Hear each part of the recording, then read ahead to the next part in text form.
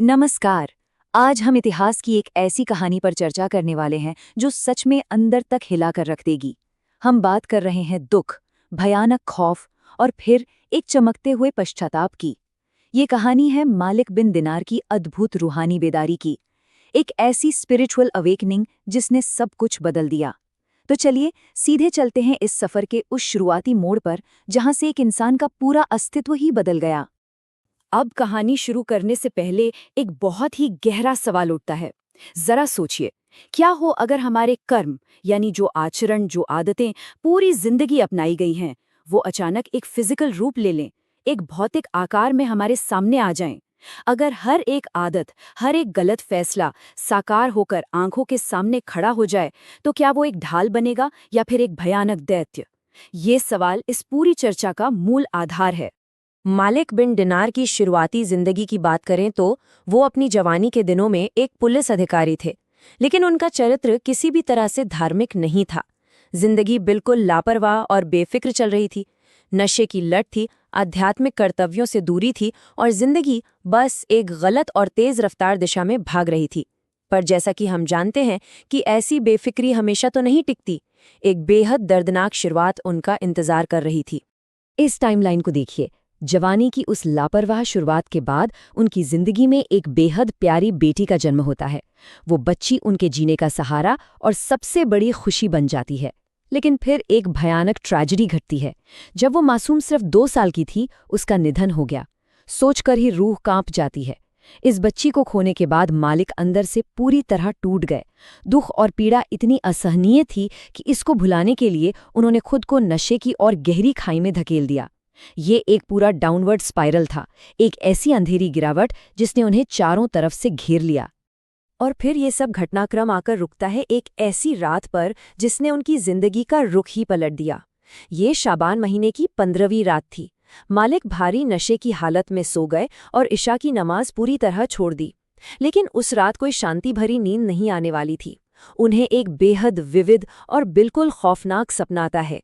सपने में उन्होंने साक्षात कयामत का दिन देखा, यानी डे ऑफ रेजरेक्शन। और सबसे डरावनी बात क्या थी पता है? वो वहां सिर्फ कोई दर्शक नहीं थे, बल्कि वो वहां शिकार थे। सपने में अचानक उन्हें एहसास होता है कि एक विशालकाय, बेहद आक्रामक सांप उनका पीछा कर रहा है। दैत्य का आकार और उसका गुस्सा बिल्कुल रोंगटे खड़े कर देने वाला था। उसकी आंखें बिल्लियों जैसी तेज नीली थीं, जो उन पर बिल्कुल चुभ रही थीं। खुला हुआ जबड़ा और एक ऐसी निगाह जो अपने शिकार पर जैसे लॉक हो चुकी हो, एक हाइपर फोकस्ड प्रेडेटोरी गेज। मालिक अपनी जान बचाने के लिए वहां तेजी से भाग रहे हैं, धड़कनें तेज हैं और ये विशालकाय दैत्य उन्हें बस निगलने ही वाला है। भागते भागते अचानक एक छोटी सी उम्मीद की किरण नजर आती है। उनकी टक्कर एक बेहद कमजोर बूढ़े आदमी से होती है। उस बुजुर्ग ने एक सुंदर सफेद लिबास पहना था और उनसे बड़ी मीठी सी खुशबू आ रही थी।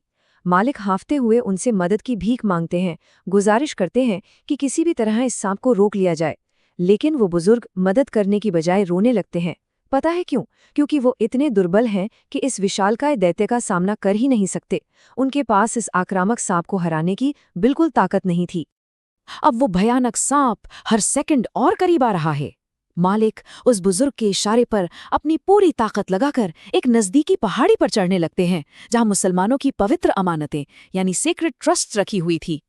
और पहाड़ी की चोटी पर पहुंचते ही उन्हें एक अद्भुत, बिल्कुल राहत देने वाला दृश्य नजर आता है। वहां मासूम बच्चों का एक झुंड था, जिनके चेहरे पूर्णिमा के चांद की तरह चमक रहे थे। और उसी रोशन झुंड के ठीक बीच में उनकी वही गुजर चुकी बेटी खड़ी थी। अपने पिता को इस तरह घबराए हुए, पैनिक में देखकर वो बच्ची तुरंत आगे आती है। तेजी से भागकर उनके पास पहुंचती है, उन्हें खींचकर अपने करीब करती है और सिर्फ अपने दाहिने हाथ के एक छोटे से इशारे से उस भयानक सांप को दूर भगा देती है। एक झटके में खथा वहीं थम गया।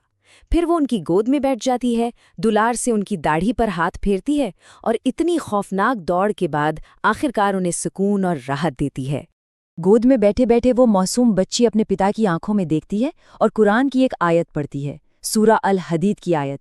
क्या ईमान वालों के लिए वो वक्त नहीं आ गया कि उनके दिल अल्लाह की याद और जो सच्चाई नाजिल हुई है उसके सामने झुक जाएं? सोचिए, एक मासूम बच्ची के मुंह से निकले इन शब्दों ने एक टूटे हुए, घबराए हुए पिता पर कितना गहरा असर डाला होगा। ये शब्द पूरी इमोशनल ग्रेविटी के साथ उनकी आत्मा को झकझोर देते हैं, उन्हें अंदर तक हिलाकर रख देते हैं। और यहीं से हम इस चर्चा के सबसे अहम हिस्से पर आते हैं। आखिर इन डरावने प्रतीकों का मतलब क्या था? रोते हुए मालिक अपनी बेटी से पूछते हैं, जो कि किसी का भी एक नेचुरल रिएक्शन होता। उन्हें ये समझना ही था कि पीछे पड़ा वो आक्रामक सांप और वो मजबूर बुजुर्ग आखिर किसके प्रतीक थे। और उस छोटी बच्ची ने जो सच्चाई बताई, उसने मालिक की आंखें पूरी तरह खोल दी। असल में ये दोनों प्रतीक एक दूसरे के बिल्कुल विपरीत थे। वो भयानक सांप कोई साधारण दैत्य नहीं था, वो उनके अपने बुरे कर्म थे। उनकी लापरवाही, उनकी नशे की आदत, इन्हीं सब ने उन बुरे कर्मों को खाना खिलाया, उन्हें बड़ा किया और इतना ताकतवर बना दिया कि वो बिल्कुल उन्हें नरक की आग में ढकेलने के लिए तैयार थे। और दूसरी तरफ वो कमजोर बुजुर्ग, वो उनके अच्छे कर्म थे। मालिक ने अपनी आध्यात्मिक जिंदगी को इतना अनदेखा किया, अपने अच्छे कर्मों को इतना भूखा रखा, इतना स्टार्व किया कि वो बेचारे इतने कमजोर हो गए कि मुश्किल वक्त में बचा भी नहीं सके। फिर सवाल उठता है, पहाड़ी पर वो चमकते हुए बच्चे कौन थे? बेटी ने इस आखिरी रात से भी पर्दा उठाया। दरअसल वो मुसलमानों के मासूम शिशु थे, जिनका निधन हो चुका था। वो सभी वहां एकीकृत होकर इंतजार कर रहे थे, इस उम्मीद में कि क़यामत के दिन वो अपने माता पिता से दोबारा मिल सकें और उनकी आत्मा की रक्षा के लिए उनकी सिफारिश कर सकें। जैसे ही ये रूह कांपने वाली सच्चाई सामने आई, अचानक मालिक की आंख खुल गई। वो नींद से झटके से उठ बैठे, लेकिन उस नीली आंखों वाले सांप का खौफ अभी भी उनकी छाती पर एक भारी बोझ की तरह बैठा था। ये सपना उनके अंदर की आत्मा के लिए एक बिल्कुल साफ आईने जैसा साबित हुआ, जिसमें उन्होंने अपना असली रूप देख लिया था। इसका असर इतना तत्कालिक था, इतना गहरा था कि उन्होंने एक पल भी गवाए बिना सच्चे दिल से पश्चाताप किया और अपनी पिछली बेफिक्र नशे वाली जिंदगी को वहीं छोड़कर एक नई दिशा चुन ली। ये उनका बिल्कुल अद्भुत रूपांतरण था। एक लापरवाह इंसान जो अपने ही कर्मों का शिकार बन रहा था, जो हंटेड था, वो आगे चलकर एक अत्यंत सम्मानित विद्वान बन गया, एक हीलर बन गया। मलिक बिन दीनार का ये बदलाव सिर्फ उनके अपने उद्धार तक सीमित नहीं रहा, उन्होंने आगे चलकर हजारों लोगों को सही रास्ता दिखाया। जो व्यक्ति कभी अपने ही बुरे कर्मों से जान बचाकर भाग रहा था, वो आगे चलकर दूसरों के लिए रोशनी का एक स्तंभ बन गया। तो इस अद्भुत रूहानी सफर के अंत में हम सबके दिमाग में एक विचार जरूर आना चाहिए। ये कहानी एक प्रतीकात्मक आईना है। आज हम अपने किन कर्मों को फीड कर रहे हैं? अपने रोजाना के फैसलों से, अपनी आदतों से? क्या हम उस सांप को बड़ा और ताकतवर बना रहे हैं या फिर उस बुजुर्ग को मजबूत कर रहे हैं? मालिक बिन दीनार का एक टूटे हुए इंसान से एक महान मार्गदर्शक बनने तक का सफर यही सिखाता है कि हमारे आज के कर्म ही हमारे आने वाले कल का रूप तय करते हैं। आज की इस गहन चर्चा में शामिल होने के लिए बहुत बहुत धन्यवाद।